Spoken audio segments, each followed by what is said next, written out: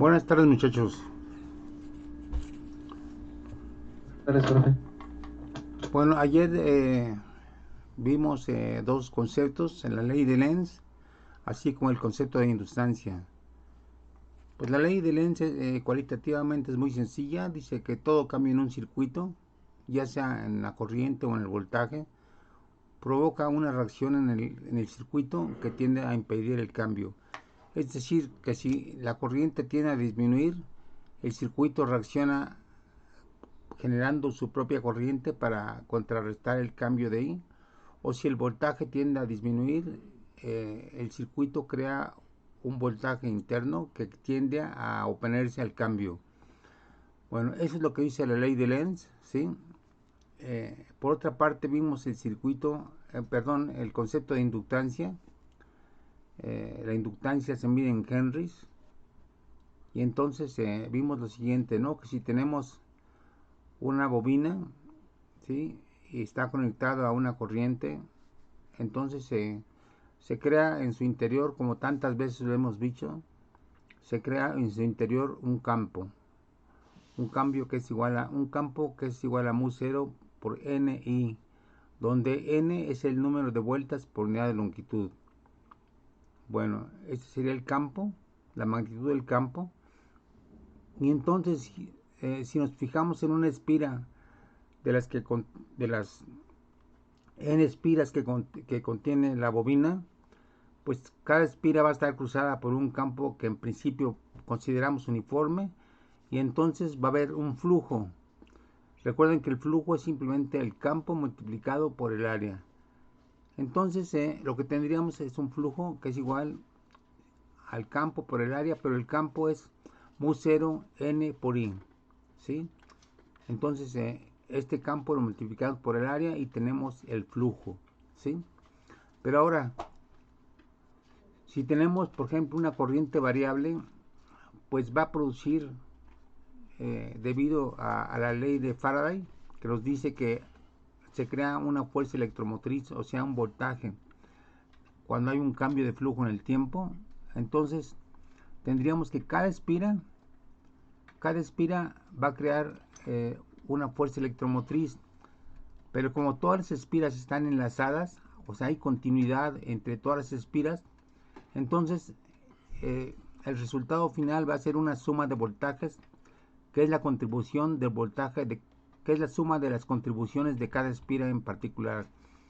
Por lo tanto, los flujos podemos decir que están enlazados, ¿sí? Y bueno, eh, esos enlaces de flujo se expresan matemáticamente como que el flujo total es n veces el flujo,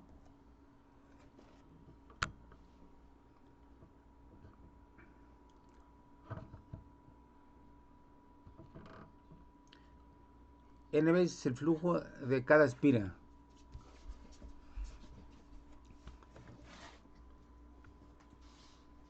N veces el flujo de cada espira, ¿sí? Bueno,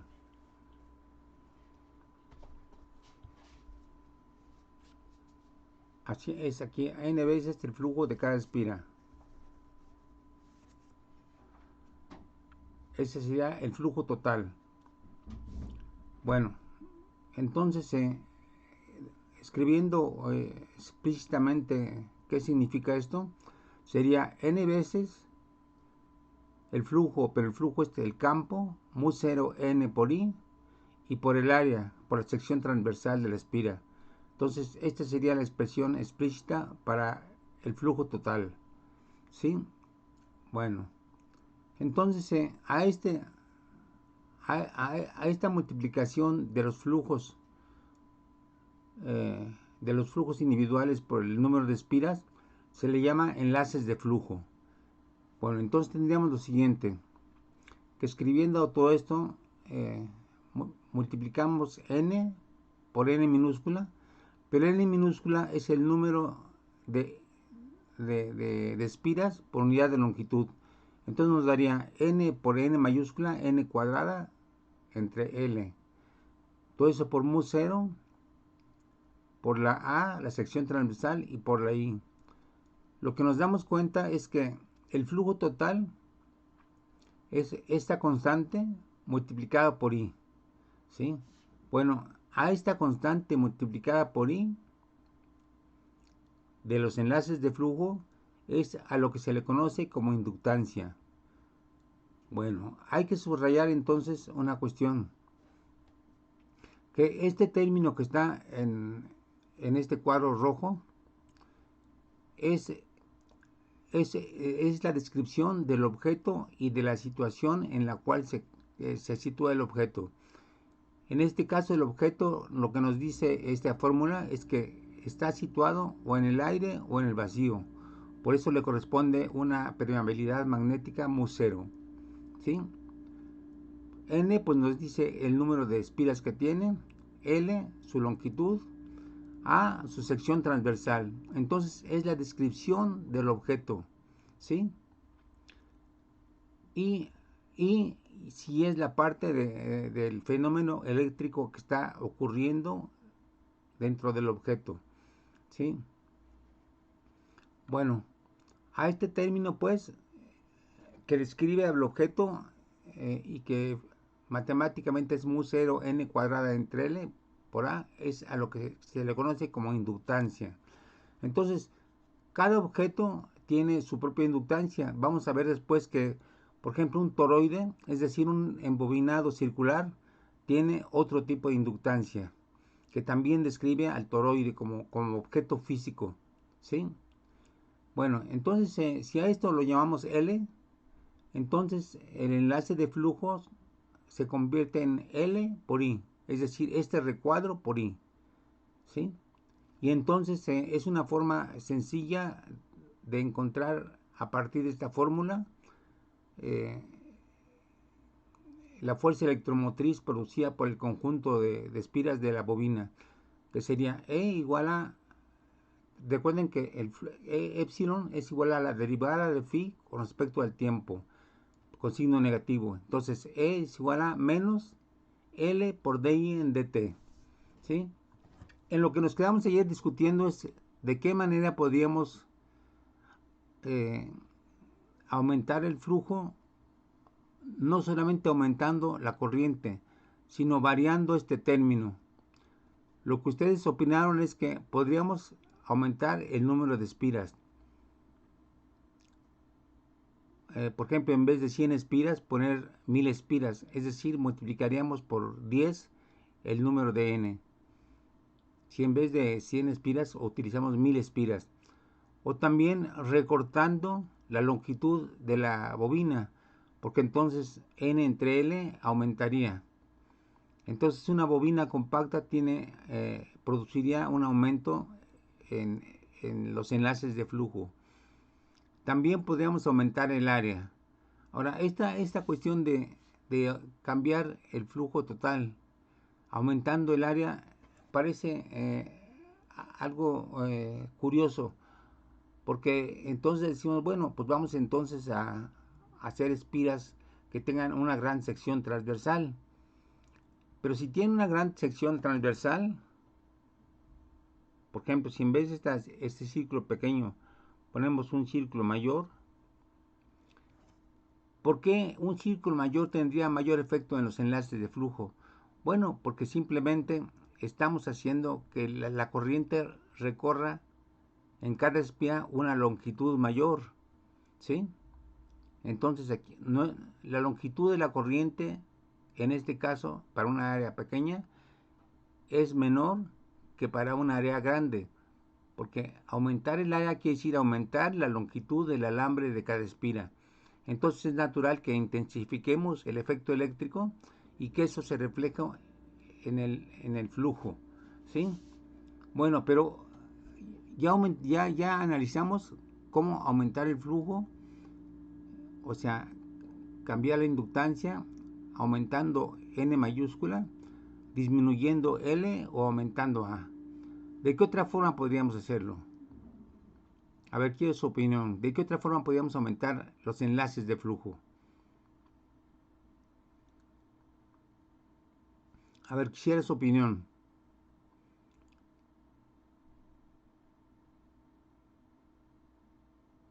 Fíjense cómo L constan de estos cuatro términos, este y este. Entonces, ¿cómo aumentamos L?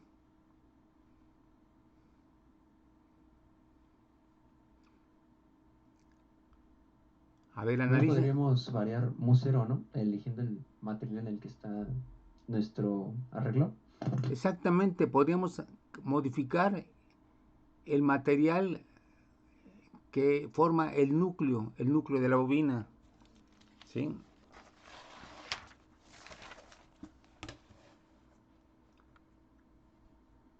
Y en realidad no es lo mismo tener una bobina así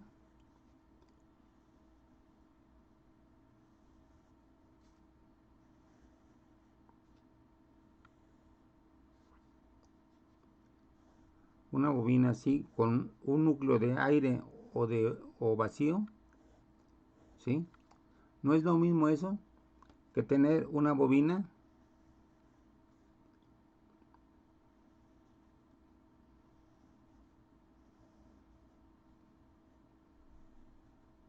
que tenga un núcleo de fierro.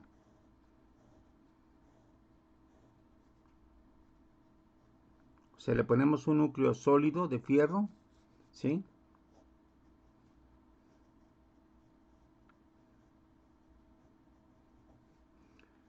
Y aquí le ponemos aire o vacío.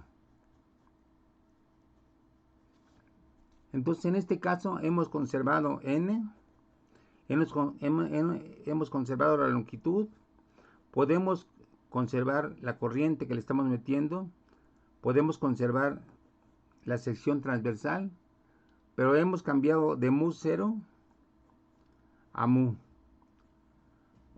¿Sí? Ahora, ¿por qué aumenta? Porque el fierro tiene varias veces, por ejemplo, puede ser que sea 100 veces el valor de mu0, ¿sí? Perdón, este es el del fierro, ¿sí? Entonces la mu del fierro puede multiplicar por 100 la permeabilidad del aire. Con eso intensificaríamos fuertemente, fíjense, que si el campo magnético es igual no a mu0 sino a mu por n por i, ¿sí? Con este simple cambio de mu0 por i, tendríamos que sería un campo 100 veces el campo original B0, ¿sí? Y entonces podríamos, al variar la corriente, intensificar por 100 veces la amplitud del voltaje que estamos creando al cambiar el flujo magnético. Entonces es una propiedad pues muy interesante de que el núcleo determina también la intensidad del campo magnético. De hecho, a ver, vamos a tratar de entender por qué ocurrió eso. Bueno, pues si tenemos así, vamos a ver, a representar el núcleo.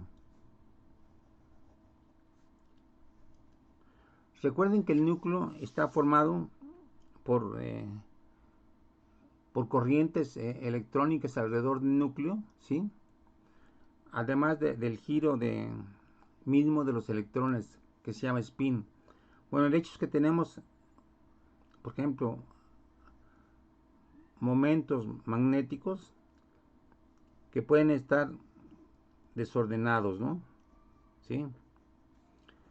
Pero en cuanto le ponemos un campo magnético,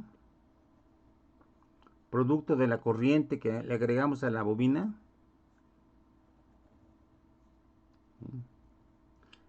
este campo magnético creado por la corriente, ¿sí? va a tender a alinear a los momentos magnéticos. O sea, a cada momento magnético se le asocia un campo magnético, ¿sí? Tal como lo vimos en otras clases. Entonces tendríamos globalmente esto, ¿no?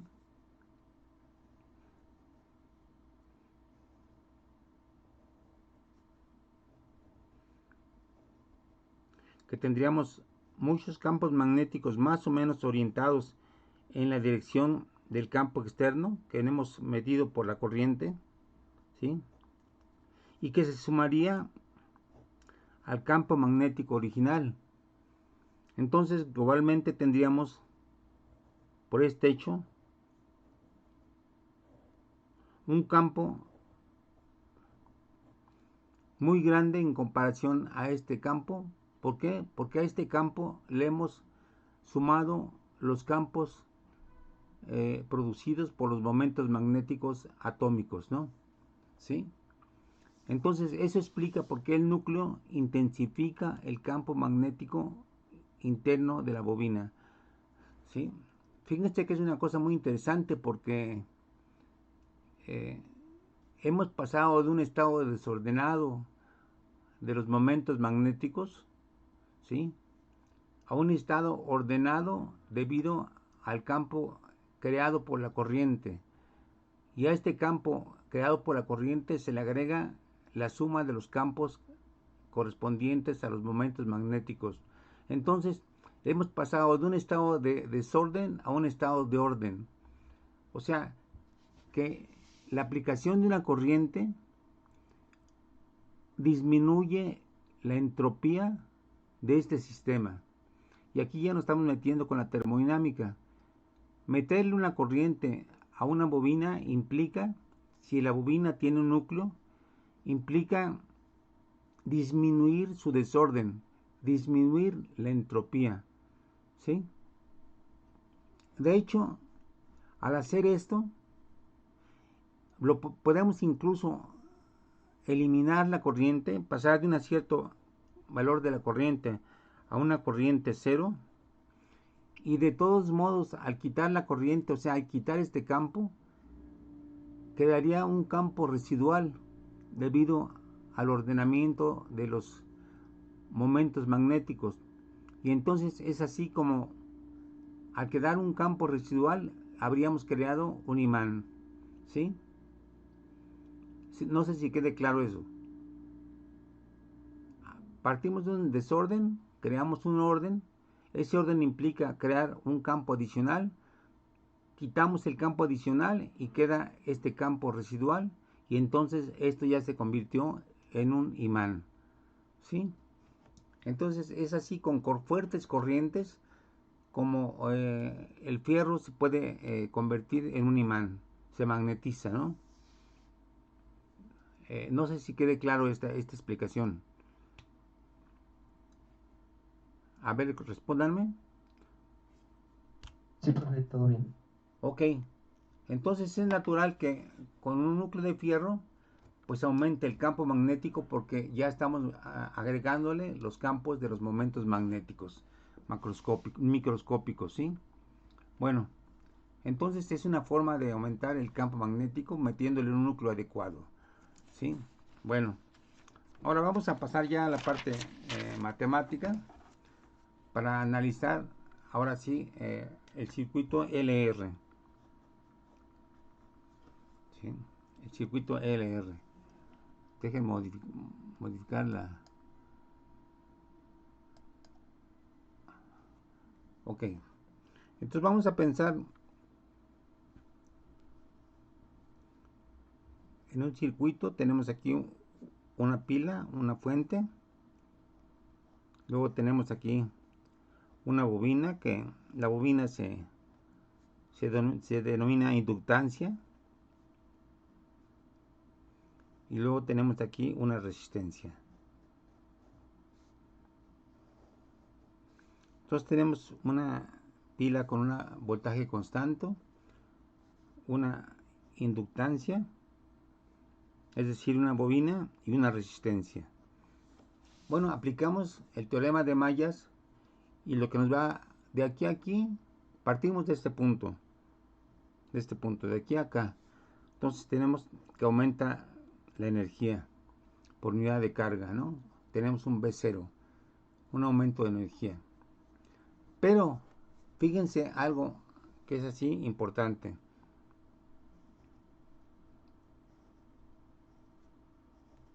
Que de acuerdo a la ley de Lenz, en cuanto cerramos el switch, o sea, partimos del hecho de que este circuito no tiene corriente porque está desconectado de la fuente, pero en cuanto cerramos el switch, empieza a correr corriente por la bobina y por la resistencia. Es decir, en cuanto empieza a correr corriente hasta que llega a un estado estable, pero en ese periodo, desde que la corriente cero hasta que la corriente adquiere un valor máximo, ¿sí? ¿Qué va a pasar con esa corriente? ¿Va a ser función del tiempo o no?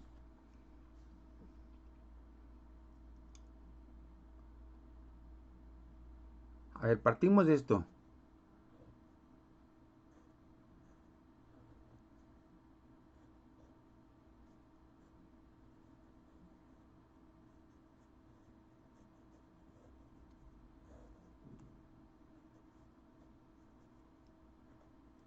Partimos de esta situación.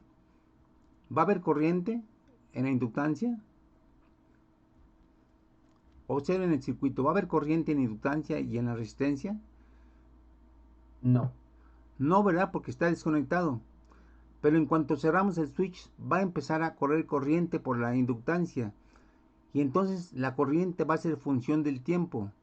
Va a ir aumentando hasta llegar a un cierto estado estable. Pero entonces en esa transición, como vamos a tener una corriente que está variando en el tiempo, ¿qué va a pasar con el campo magnético en el interior de esta bobina al estar variando la corriente?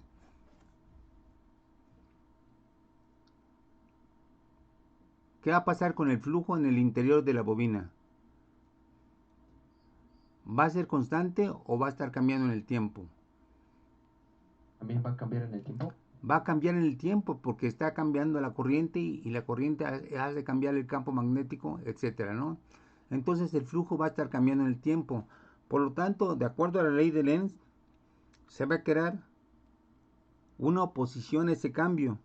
Es decir, si tenemos una V0, va a aparecer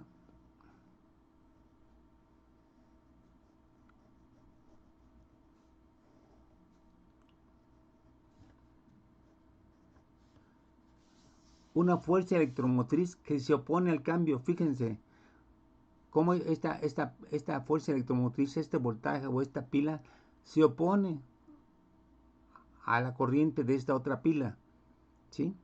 Si esta fuerza electromotriz se alineara en la dirección de esto, pues aumentaría la corriente.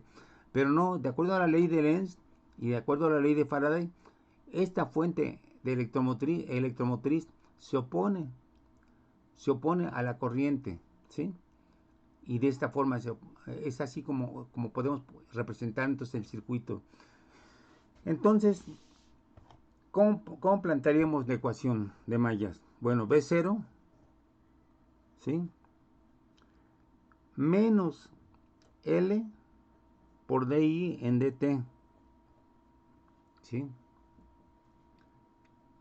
Este es menos epsilon, menos R por I, y esto va a ser igual a 0.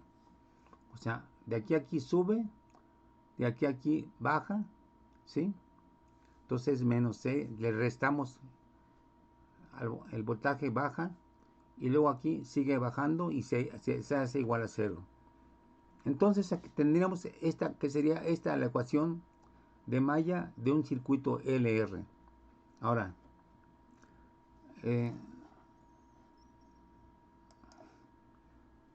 a ver, yo les propongo que analicemos cualitativamente, en principio, el comportamiento de este circuito, ¿sí? De este. Empieza a aumentar, aquí no hay corriente, cerramos el switch, la corriente empieza a aumentar, es decir, empieza desde cero, hasta que finalmente va creciendo tanto esta E, ¿sí? Que se estabiliza la corriente, ¿sí? Y entonces solamente queda la corriente que está atravesando a la resistencia, ¿sí? Entonces vamos a proponer que la corriente, en función del tiempo, se va a comportar así. Va a ser, proponemos que se llegue a una corriente máxima. La corriente máxima que puede pasar es cuando la inductancia se comporta simplemente como un alambre, ¿sí? Bueno, entonces, si se comporta como un alambre, pues entonces tenemos un circuito que sería, pues básicamente este circuito.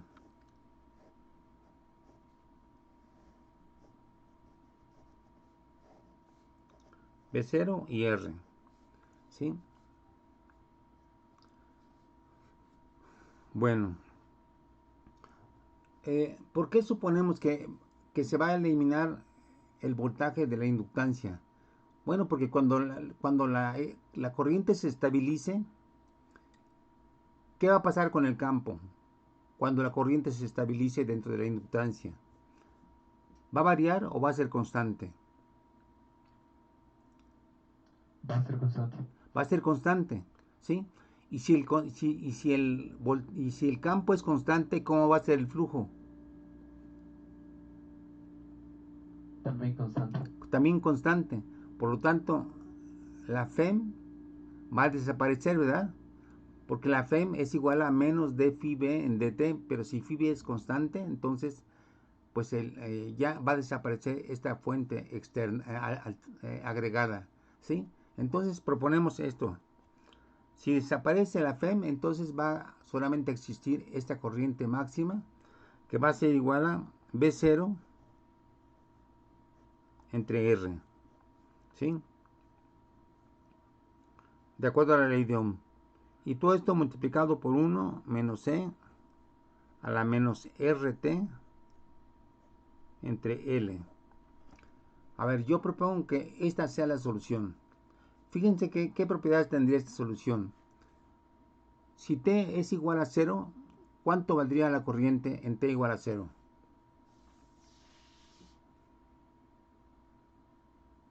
0. 0, ¿verdad? Porque será B0 entre R por 1 menos 1. 0.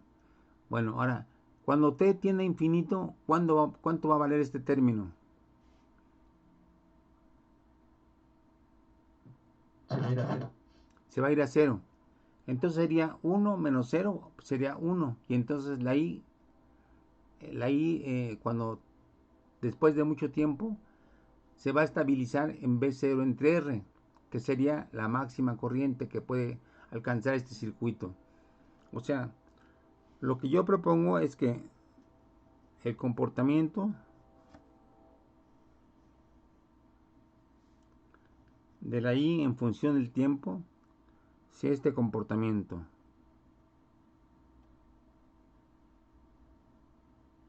¿Sí? Esta sería la I0. Parte de 0, va aumentando la corriente hasta que se estabiliza y entonces en cuanto se estabiliza la corriente desaparece el campo, desaparece el flujo. No desaparece el flujo se mantiene constante, pero bueno, ya deja de existir la fuerza electromotriz. A ver, comprueben ustedes que esta función I de t es solución de esta ecuación. A ver, tienen 5 minutos, a ver, demostrar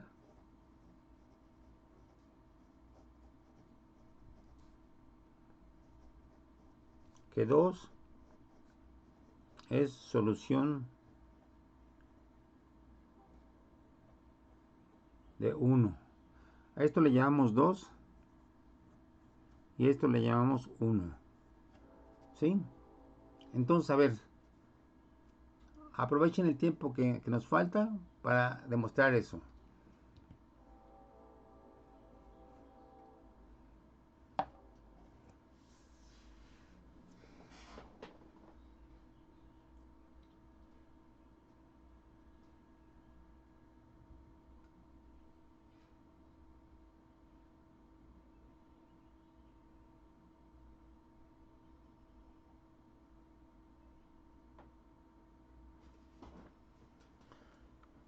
A ver, de aquí hasta que termine la primera parte de la clase, ese tiempo dedíquenlo a esto, a demostrar que esta función es solución de esto.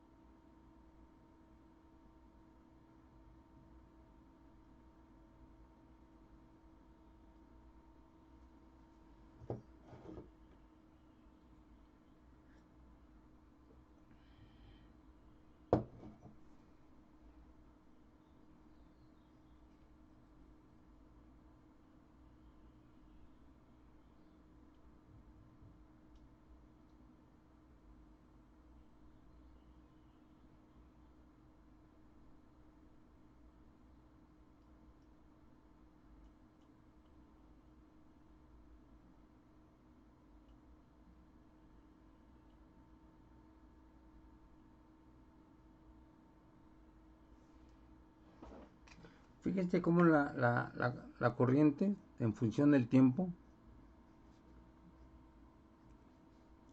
consta de una parte constante, que sería B0 entre R, menos B0 entre R, que multiplica a E a la menos R por el tiempo entre L. ¿Sí? B0 por esto. Entonces deriven esto y hagan las operaciones para sustituir la DY en DT y la I en 1. Listo, profe. Sí es solución. ¿Sí sale?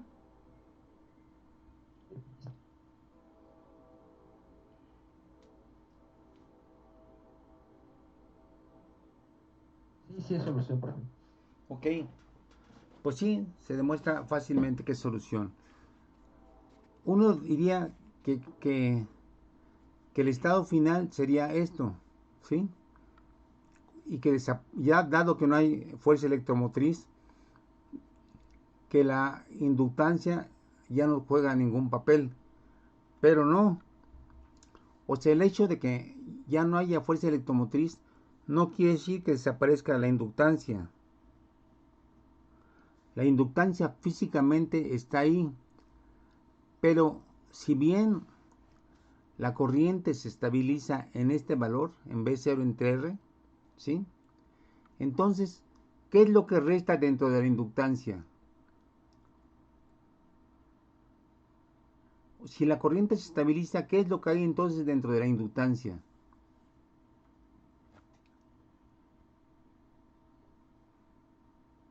A ver, hay una corriente constante en este punto, una corriente constante que atraviesa la inductancia y una corriente constante que atraviesa esta resistencia. Entonces, ¿qué es lo que sí queda dentro de la inductancia debido a esa corriente constante? ¿Un campo? Un campo, justamente un campo, porque el campo sería mu0 n por i. Y es constante y todos estos valores permanecen, pues entonces queda un campo dentro de la bobina. Y entonces queda un campo dentro de la bobina que, como veremos después,